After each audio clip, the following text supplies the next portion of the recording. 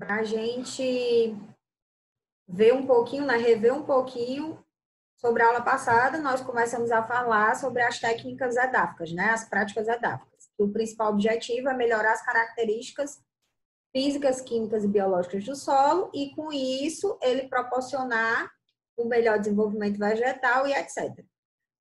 Eu acabei não mostrando, né, alguns slides, eu vou rever aqui só para vocês tentarem entender um pouquinho. Então, nós tratamos da adubação, tanto a adubação orgânica quanto com adubo sintético, né?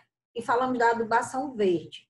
Lembra que eu falei, ó, aqui é uma foto, né? Isso aqui são as raízes, esses pontinhos aqui, ó, mais branquinhos, são os nódulos, né? Que são os rizóbios, que a gente chama, que é o nódulo onde as bactérias que fazem simbiose com a leguminosa, elas se desenvolvem.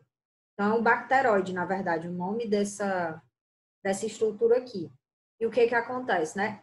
Por meio dessa simbiose, a planta consegue assimilar uma quantidade significativa de nitrogênio que vem via atmosfera diretamente. E aí, ó, aqui, essa foto do lado esquerdo é justamente o manejo. Uma vez que a planta ela já começa aqui, ó, a florar, antes dela sementear, né, ele faz ou a incorporação ou a roçagem para deixar ela como cobertura aqui. Então, ela tem a função, quando só roça, ela tem a de adubar e cobrir, que aí já funciona como uma técnica vegetativa, e adubar para proporcionar o melhor desenvolvimento da planta que vai ser colocada subsequentemente, né? Por quê?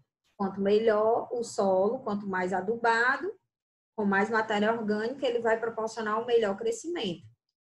E aí, aqui é só uma tabela tratando da quantidade de biomassa por hectare, biomassa seca, no caso, a matéria seca, de cada espécie, né? O leguminosas para uso como adubo verde. Necessidade de sementes por hectare e produção esperada em termos de quilos. Aqui ele fala, ó, 120 quilos de semente, necessidade, você tem aqui 9.200 quilogramas por hectare de biomassa. É bem significativo, né? Quase 10 mil quilos de material. Aqui, ó, Flemigia, não conheço essa espécie, mas enfim, é outra que também pode ser usada e tem uma quantidade até maior, 9.500. Aqui, ó, é o resultado de uma análise que trata aqui a quantidade de nutrientes. Para vocês terem uma ideia, ó, mucuna preta, ela adiciona por quilo, né? Que é o nitrogênio em quilogramas por hectare, isso em quilogramas por hectare, 215 quilos por hectare de nitrogênio.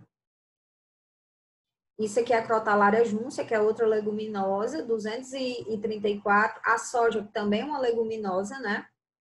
Aqui 38, é bem inferior. Mas, enfim, ambas adicionam nitrogênio ao solo por conta dessa fixação biológica. Nós falamos também do controle do fogo, lembram? Ó, em relação ao controle do fogo, lembra que eu falei que a gente tratou, né, sobre Sim. as vantagens, que é principalmente você carbonizar toda a matéria orgânica que tem naquele solo e os micro-organismos, que são extremamente importantes para essa ciclagem da matéria orgânica. E aí, uma vez que você perde toda a matéria orgânica, você desestrutura o solo, você tem mais dificuldade de recuperar a agregação e tal, até por conta da ausência de micro-organismos. E aí, eu falei para vocês que uma alternativa seria não passar fogo em toda a propriedade, mas fazer leiras de maneira que você preservasse uma parte da área sem queimar. É exatamente esse desenho aqui, ó. Vejam que aqui ele pegou o material que ele removeu daqui, juntou numa leira, e aqui, ó, e o que é que acontece? Eu tenho faixas de queima. Qual a vantagem disso? Eu não queimei toda a superfície. A parte queimada se concentrou aqui. Então, essa parte do terreno aqui, ela teve uma queima significativa, a matéria orgânica aqui foi embora, os micro-organismos morreram. Mas Como eu tenho essa faixa toda aqui, que não sofreu tanto com isso, os micro-organismos vão poder, né, rapidamente se recompor aqui.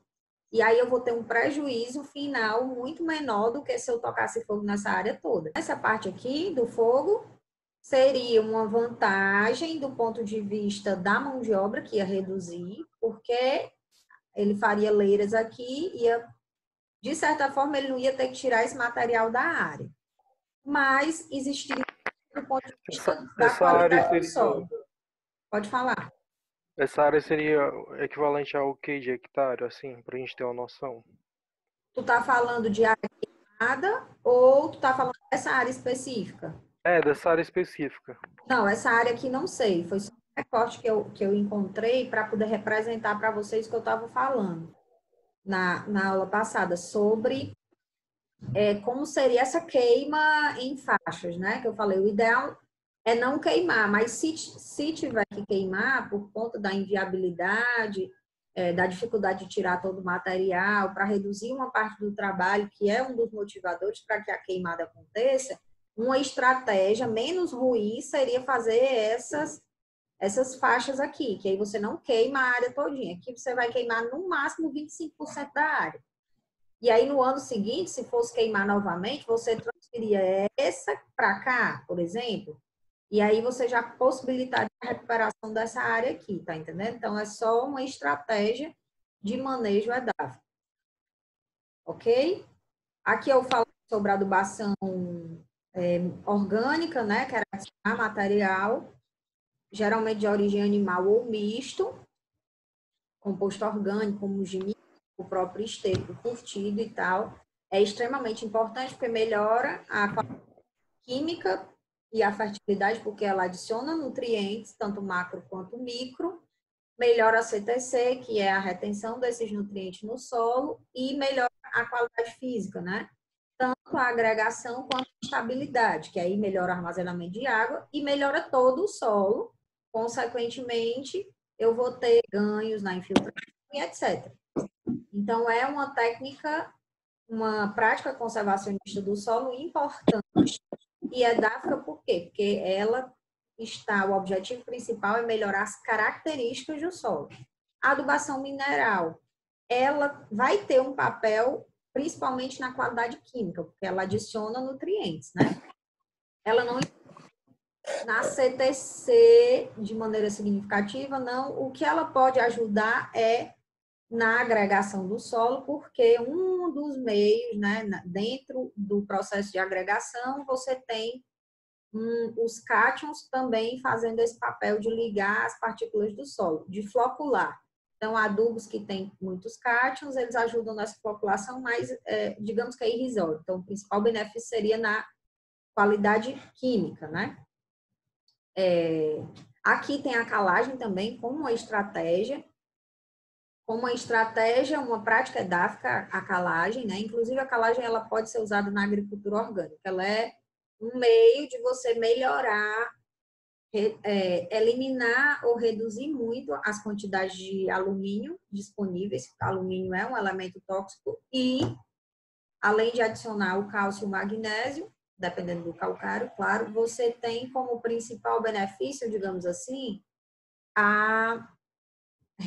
o aumento, né? Não redução, porque a calagem ela corrige o pH ácido, então se aumenta o pH, e isso é bom por quê? Porque ele acaba melhorando a disponibilidade dos nutrientes para as plantas. O pH ele é um regulador muito importante no solo. Por quê? Porque dependendo do pH do solo, eu vou ter problemas na disponibilidade dos nutrientes. Isso é químico, né? Por exemplo, se você tem, às vezes, dependendo do pH, você não consegue, você precipita algum nutriente. Se tiver muito pH muito alcalino, você tem muito cálcio, você pode, por exemplo, precipitar o fósforo como fosfato de cálcio. E aí aquele fósforo, como ele está precipitado, ele está formando um elemento que a planta não absorve. Então, você tem ele no lugar, você tem ele no solo, mas ele não está disponível para a planta. A planta pode ter deficiência desse nutriente. Isso acontece o tempo todo, né? Claro, tem nutrientes que eles vão ficar menos disponíveis em pH ácido e mais disponíveis em pH, ou mais disponíveis em pH ácido, dependendo, né? Do tipo do nutriente, mas, de um modo geral, a faixa de melhor absorção e disponibilidade gira em torno de 6,5. 6,5 a 7. Então, essa faixa é a que os nutrientes, de um modo geral, eles estão em concentrações melhores, mais disponíveis, né? Nem em excesso, nem indisponíveis. E aí, a calagem, ela ajuda nisso. Aqui tem a calagem e a gessagem, né? O gesso, que tem enxofre, ele é muito bom para o sistema radicular. Então, a adubação com enxofre também acaba sendo uma prática edáfica, porque quanto melhor o sistema radicular, melhor a exploração do volume de solo, consequentemente, melhor nutrição. E aqui, ó, essa foto ela é bem interessante, porque ela mostra um eucalipto adubado e o eucalipto não adubado. E aí, ó, você vê essa pessoa, né, bem grande. E aí você vê a diferença na quantidade de biomassa que esse eucalipto produziu. E aí você vê claramente o impacto da prática, né? Por quê? Porque imagina esse solo aqui da esquerda e o solo da direita. O que está acontecendo? Qual o solo ele vai representar, ser menos suscetível, nesse caso, a processos erosivos, por exemplo? Vai ser o eucalipto adubado, né? Por quê? Porque aqui a planta, por ter sido realizada uma prática edáfica de adubação, ela já vai atenuar mais o impacto da gota de chuva, por exemplo, do que nesse caso que não foi realizada.